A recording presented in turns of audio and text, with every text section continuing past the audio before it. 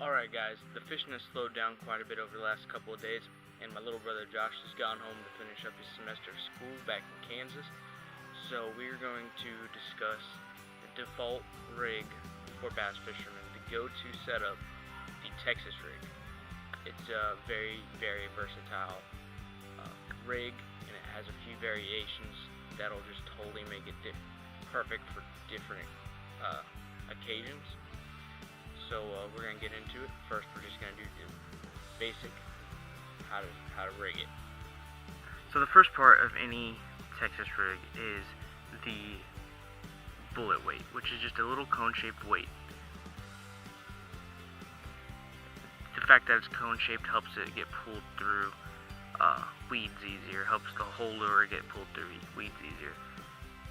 So a lot of times these cheaper ones that I use, because it's just easier to get to. They sell them at Walmart for 94 cents a pack or something like that.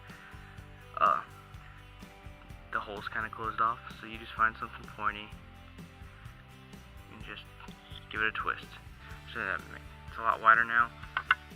Just brush it down a little bit, make sure there's no sharp edges on there. It makes it a lot easier to get the line through.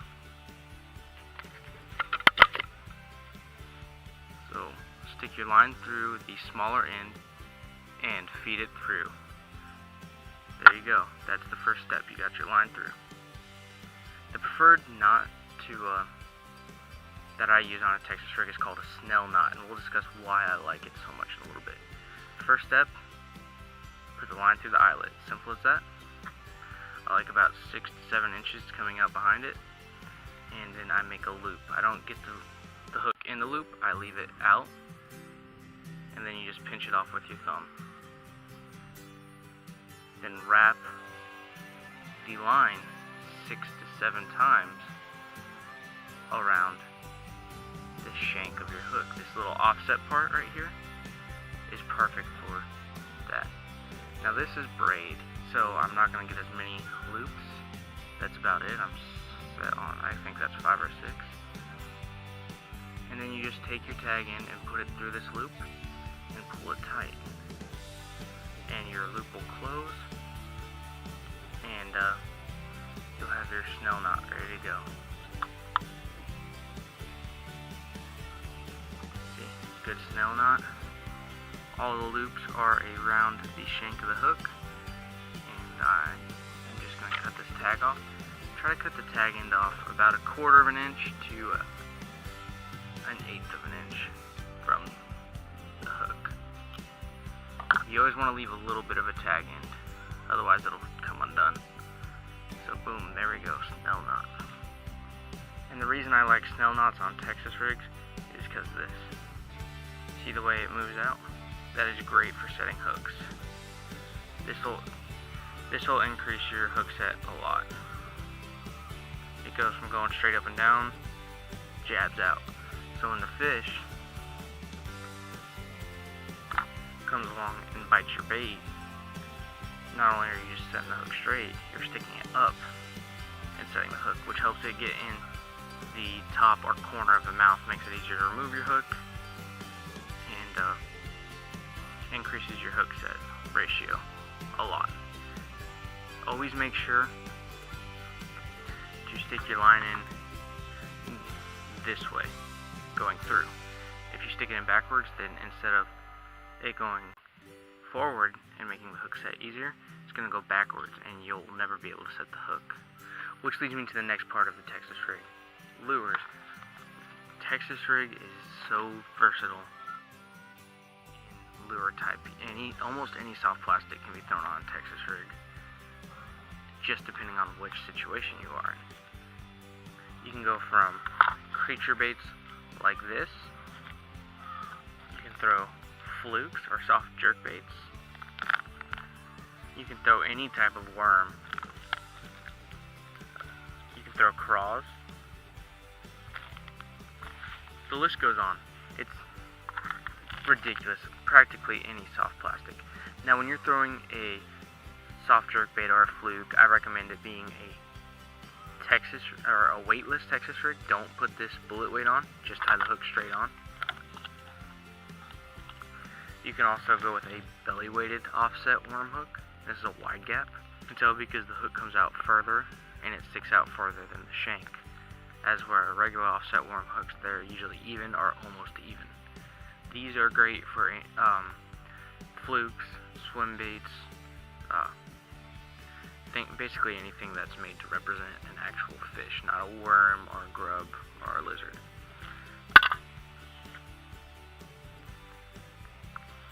Holding the hook like this, you put the bottom of your bait facing the hook, and then most baits come with a little dot on their nose. That's exactly where I stick the hook in. And all you gotta do is stick it in the same length that your shank is. This is your hook shank right here, right before the line tie.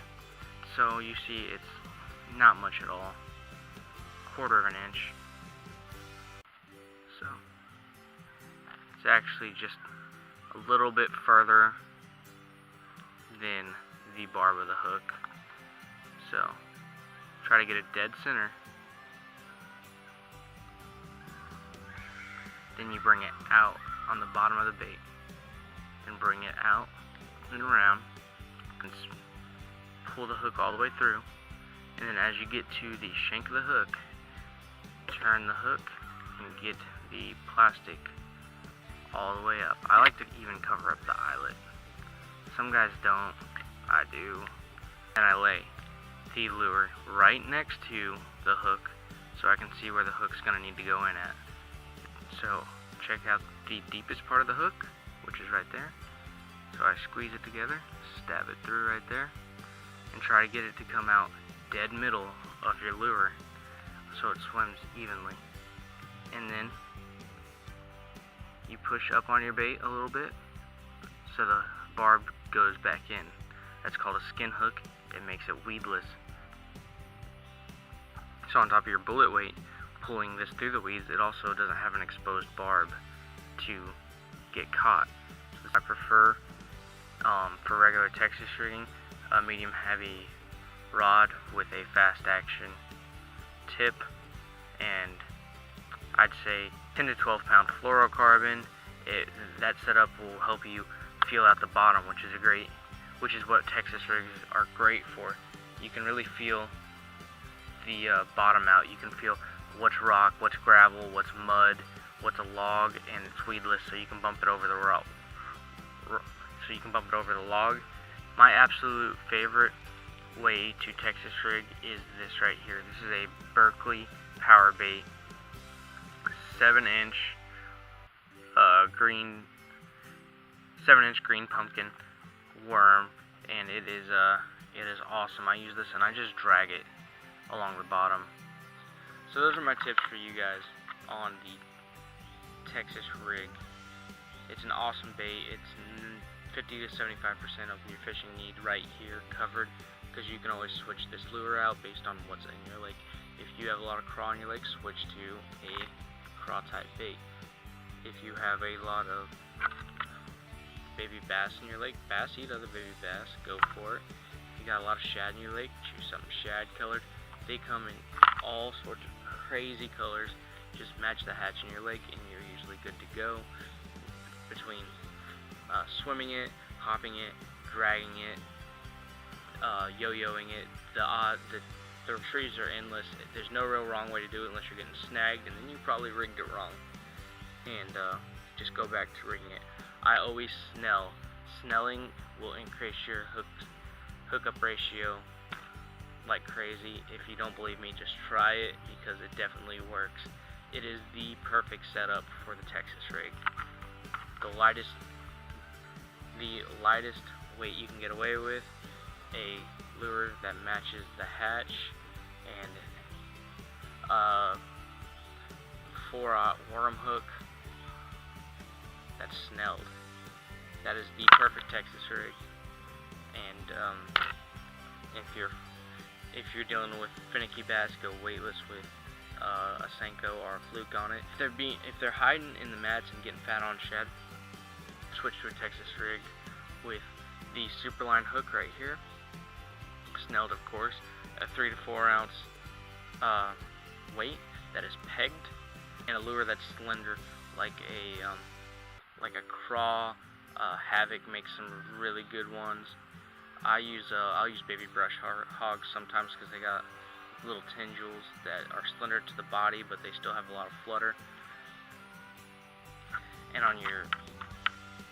on those punching Texas rigs, always make sure to have 65-pound test braid somewhere around there, so you can pull back that giant crazy mess of a mat that you might get hooked up on if your barb comes out and you get hooked on a plant stem.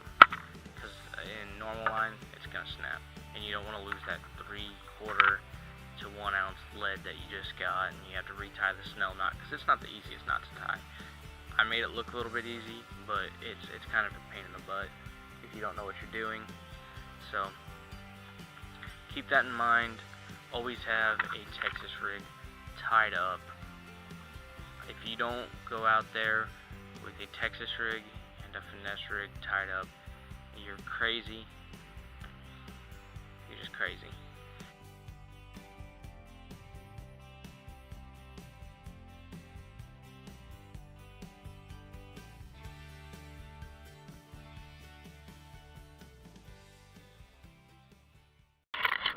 Alright guys, we're out here on a small brackish water creek. Come on, dude. Do what I do. You ready? Yeah. Alright guys, we're out here on a small brackish water creek. I can't. You ready?